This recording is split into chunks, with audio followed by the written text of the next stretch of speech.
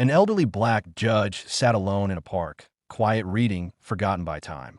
But when three teens tried to turn him into a viral joke, they didn't know they were picking a fight with history. What happened next shook an entire town to its core.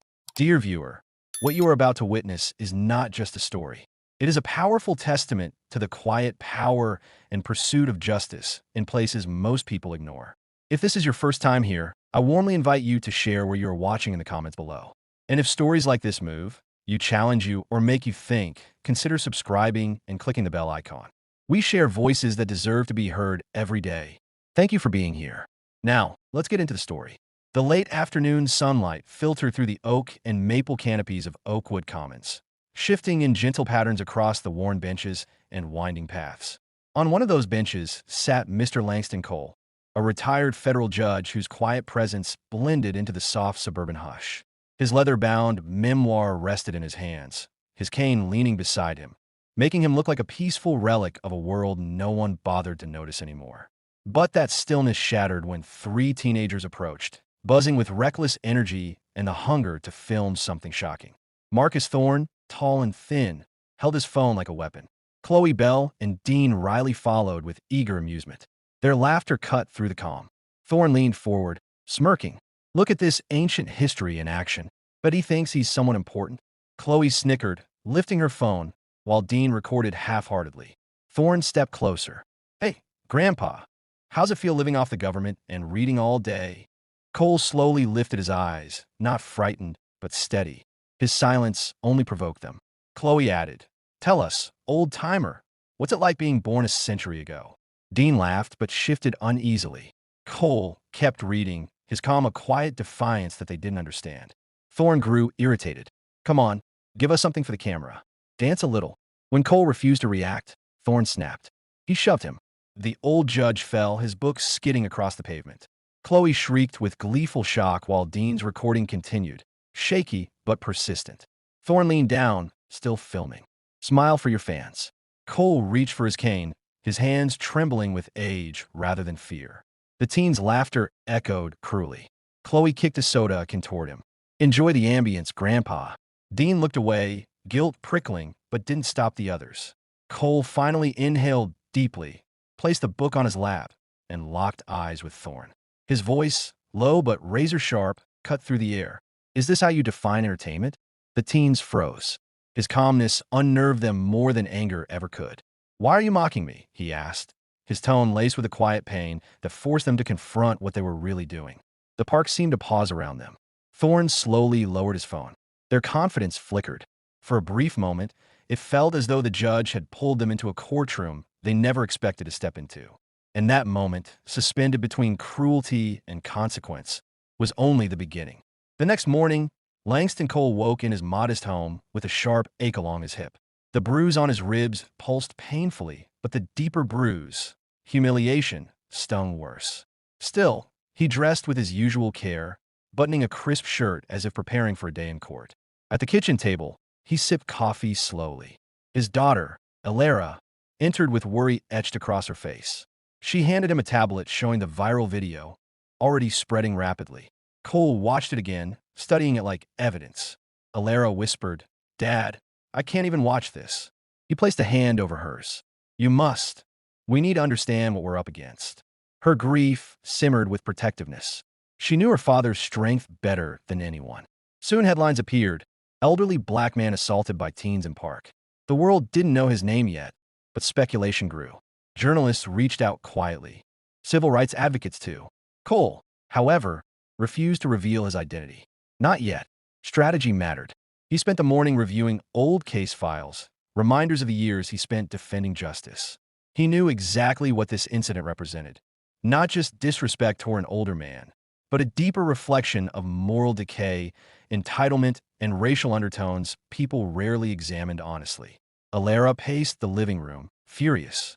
They humiliated you. They pushed you. They laughed while you fell. Cole nodded, not in agreement, but in acknowledgement of the truth she spoke. Yes, but now the question is what we do with their actions. The town, meanwhile, simmered with whispers. Some condemned the teens. Others blamed Cole for not walking away, and still others defended the behavior as kids being kids. The video fractured Oakwood Commons into factions, and Cole, sitting quietly in his home, realized this was no longer about a shove. It was about what the town would reveal about itself under pressure.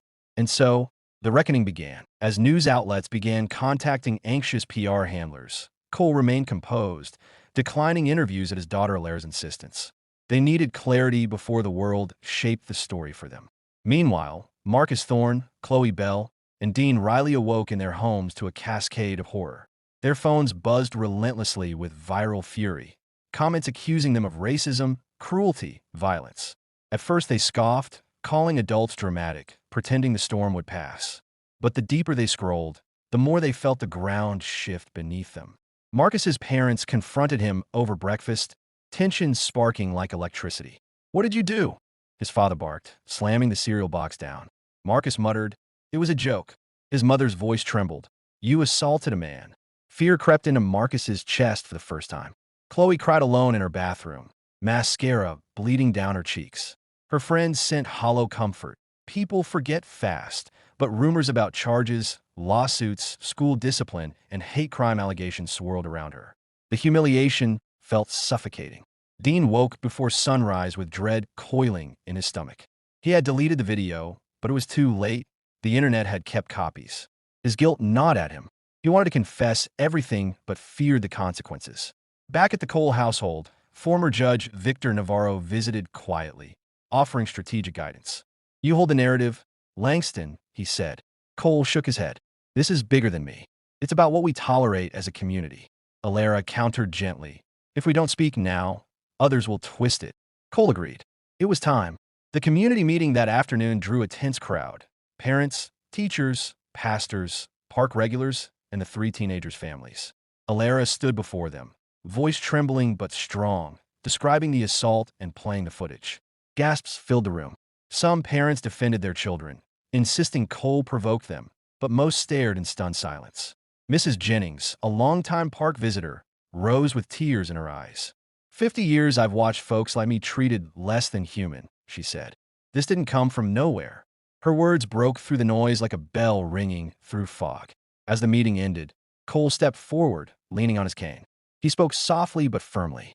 "This is a wound, not a death sentence, for the kids or for us. But wounds don't heal if ignored." The next morning, Cole went public.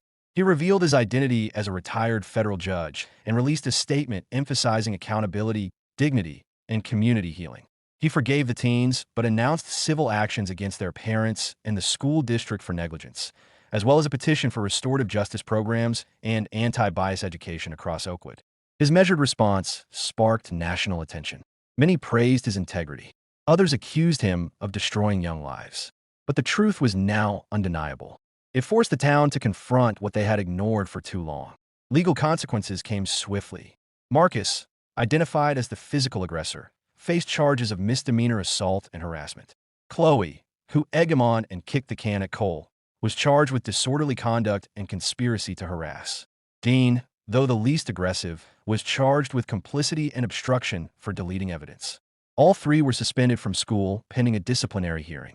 Their parents, stunned but cooperative, hired attorneys who negotiated a restorative justice deal influenced heavily by Cole's statement. The teens would not go to jail, but they would not walk away untouched. As part of the agreement, they were required to complete 200 hours of community service, attend mandatory anti-bias and empathy training, publicly apologize at the next community forum, and participate in Cole's legal mentorship program for 6 months, learning from the very man they humiliated. Their records would only clear if they completed every requirement without failure. At the courthouse where the agreement was approved, the teens stood trembling. Marcus's voice broke as he apologized. Chloe sobbed openly. Dean's guilt poured out in a shaky confession. Cole watched them with steady eyes, not triumphant, but resolute. Justice didn't require their destruction. It required their transformation. As they left the courtroom, Cole felt the ache in his ribs, but also something else, a lightness. The bruise on his body would fade. The bruise on the community had finally been acknowledged. And through accountability, truth, and courage, healing had begun. For the first time since the assault, Oakwood Commons felt different. Bruised, yes, but no longer blind.